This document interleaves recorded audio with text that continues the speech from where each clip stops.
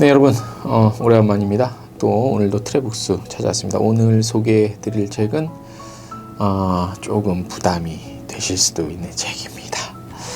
책의 두께가 좀 됩니다. 책의 두께가요, 페이지 수라면 한 680페이지인데 여기서 이제 뒤에 뭐 참고 문헌 이런 거 일러두기 빼면 600페이지 정도 되는데 600페이지. 예. 600페이지 책이요. 이런 책에 가끔 1년에 한 3-4번 도전해 볼 필요가 있습니다. 하루에 한 20페이지 정도 읽죠. 그러면 한 달 좀 더 꾸준히 빠뜨지 않고 읽으면 이 책을 1년에, 이런 두께 책을 1년에 4-5권은 충분히 뛸 수 있습니다. 아무리 바빠도. 제가 다 경험을 해서 말씀을 드리는 겁니다. 자, 오늘 소개해드릴 책은 히틀러 시대의 여행자들. 보이시죠? 자, 히틀러 시대의 여행자들입니다. 제목에서 벌써 느낌이 오시죠? 히틀러 시대, 히틀러가 정권을 잡기 전과 직전, 그 다음에 잡고, 그 다음에 그 후, 요때 독일을 여행한 사람의 시선으로 당시의 독일을 스케치한 그런 내용이 담겨져 있어요. 여기 보면요, 우리나라란다. 전 세계 최초의 여행사죠. 패키지 여행이라는 걸 처음으로 했던 그 영국의 토마스 쿡 여행사. 지금은 이제 부도가 났죠. 그 토마스 쿡 여행사의 움직임, 어떻게 활동을 했나도 남아 있고요. 관련한 사진도 나와 있고요. 굉장히 재밌습니다.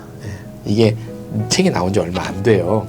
안 되는데 제가 이 책을 어떻게 우연찮게 이 책을 나온 걸 알게 돼갖고 여기 출판사에 제가 좀 연락을 해서 제가 책 소개를 좀 책을 한 읽고 있는데 좀 굉장히 내용이 재밌고 개인적으로 흥미가 가는 내용이 많아서 조금 그 책 소개를 좀 해보겠다라고 해서 제가 말씀을 좀 드리고 자료 같은 것들을 좀 받았습니다.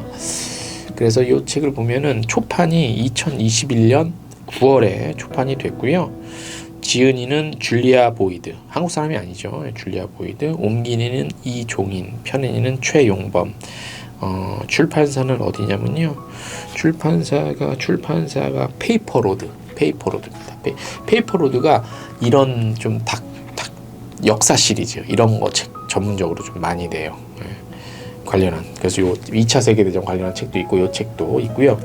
여행자의 시선으로 그려낸 히틀러 시대의 독일의 초상화입니다.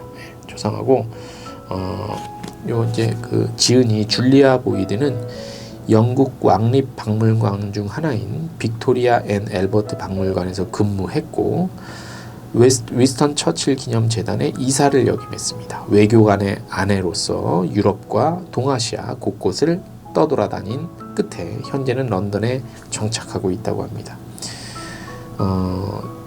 이 책에 들어갈 오리지널 자료를 찾기 위해서요, 전 세계 문서보관소를 거의 다 돌았대요. 그 정도로 애쓰고 노력해서 이 책이 나왔고요.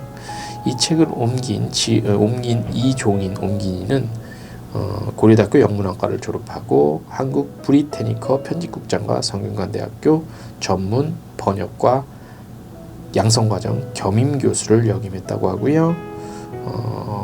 지금은 전문 번역가로 활동을 하고 있다고 합니다. 자, 워낙 두꺼운 책이고 방대한 책이었기 때문에 저 또한 마음의 준비를 단단히 하고 읽었습니다. 그러나 제가 개인적으로 굉장히 좋아하는 분야이기 때문에 저는 굉장히 재밌게 읽어 내려갈 수가 있습니다. 그 중에서 제 마음에 와닿는 그런 구절, 에세이 같은 것들은 철학, 인문학 책이 아니기 때문에 저는 이제 이 체크를 해놓은, 이렇게 제가 체크를 해놓은 부분들은 이제 그 당시의 상황을 좀 더 재밌고 그 지은 우리 아무래도 지나간 역사이기 때문에 그런 부분을 어떻게 묘사했나에 좀 중점을 두고 체크를 해봤습니다. 그 부분을 저희가 좀 들려드리는 걸로 해서 오늘 히틀러 시대 여행자들 요 책 소개는 한번 이끌어가 보도록 하겠습니다. 수도, 그러니까 독일의 수도죠.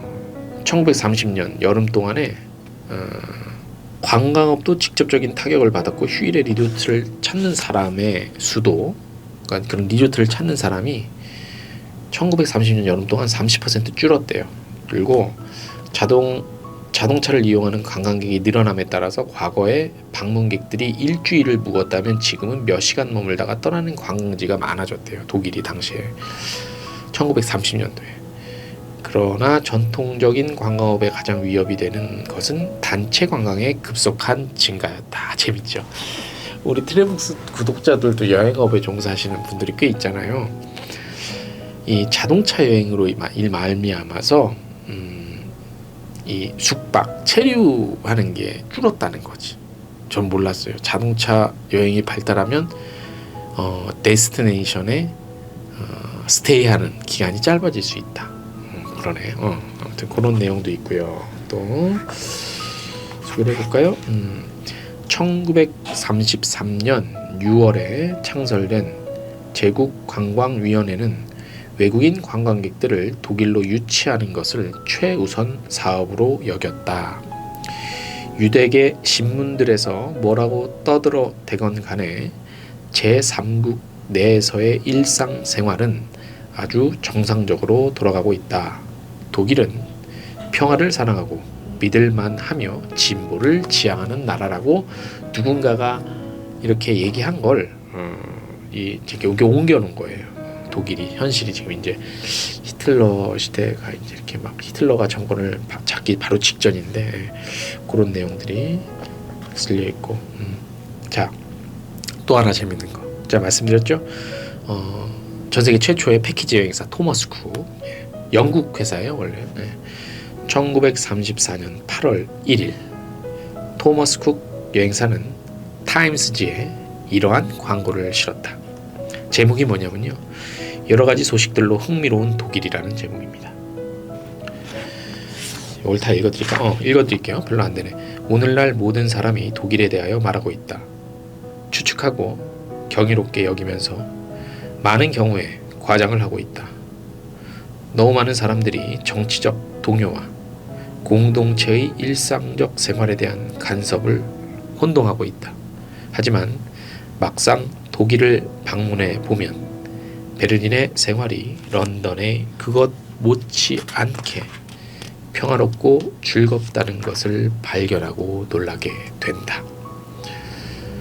그러니까 우리가 그냥 생각할 땐 이 당시 독일이 완전 무섭고 정말 진짜 지옥 같은 곳이라고 우리 한국 사람 입장에서 그렇게 생각할 수밖에 없잖아요. 그런데 여행자의 시선으로 봤을 땐, 그리고 또 여행사에서 광고를 할 땐 굉장히 평화롭고 런던 못지않게 아름다운 곳이다라고 이야기를 하는 거죠. 토마스 쿡이 이러면 안 되지. 팩트를 전달했어야지. 당시 차별을 받고 이게 언제예요? 그러니까 1934년이면 이게 한참 이제 그 고난을 받던 그때인데, 그죠? 여행객 유치하려고 이런 얘기를 했네요. 단독 여행을 떠난 젊은 여성들도 안전하게 가볼 수 있는 프로그램이었으므로 그 여행은 모든 방문객들에게 즐거움과 목적, 어떤 목적에 두 마리 새를 동시에 잡을 수 있게 해주었다라고 토마스 쿡 여행사가 전달하고 있네요. 자, 또 볼까요? 이 얘기는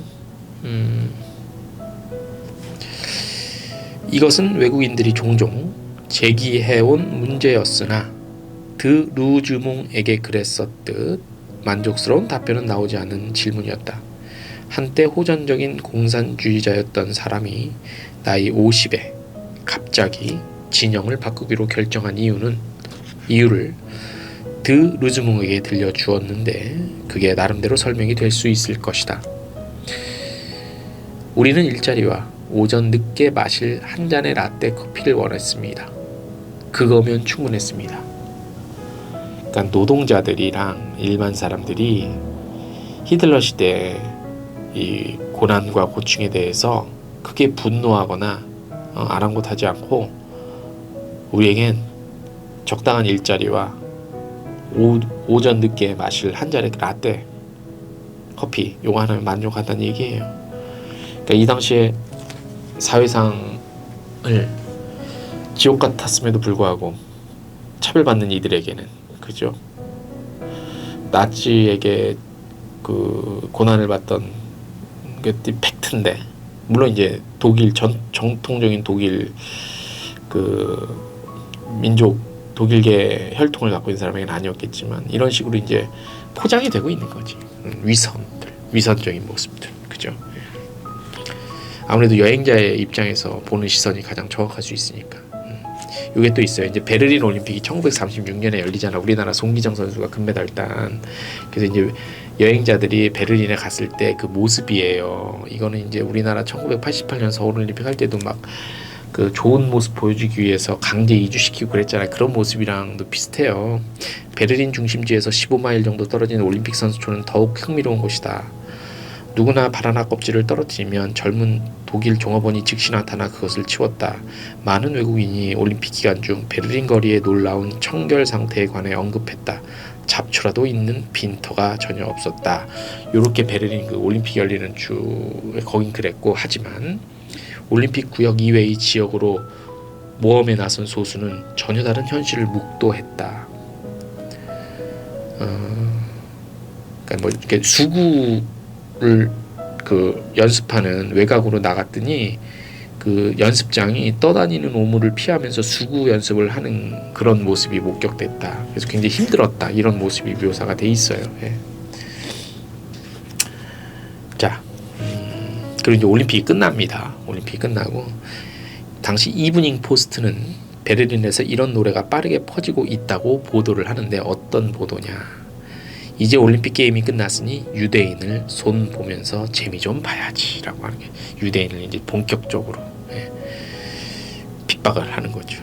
올림픽은 나치가 바랐던 것만큼 해외에서 많은 방문객을 끌어들이지는 못했다. 그럼에도 불구하고 베를린으로의 외국인 유입은 전례 없을 정도로 많았다. 방문객들은 서로 이질적인 집단이었고 그들 중 다수는 이번이 첫 방문이었다. 그러니까 그 베를린 올림픽 끝나고 직후에도 많은 사람들이 일단은 베를린에 많이 유입이 됐대요. 독일에서 이제 많이 끌어들이기 위해서. 그래서 여러 가지 이제 여행하기 좋고 괜찮은 나라다. 하지만 그 나치의 그 만행에 대한 모습들은 감춰져 있는 거지, 겉으로는. 네. 자, 그들은 의도적으로 나치당이 독재를 자행하는 현실을 외면하고 무시했다. 독일의 당시 현실은 무엇이었는가? 1936년에 이르러 독일은 올림픽 신기루에도 불구하고 독재가 온 나라에 만연했다.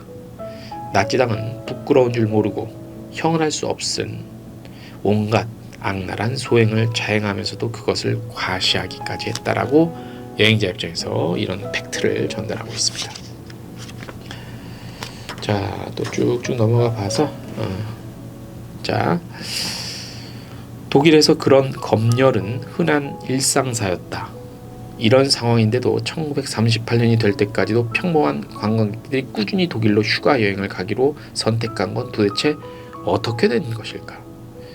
그곳에 가서 직접 나치 정권을 보았음에도 불구하고 왜 그들은 그 체제를 크게 비난하지 않으면서 귀국했던 것일까? 여러분들이 지금 저희 방송을 보시고 또 이 책을 읽으실 분들이 혹시나 당시로 돌아가서 그 현장을 목도했다면 여러분들은 그냥 지나치고 자기 본국으로 여행자 입장으로 그냥 귀국을 하시겠습니까?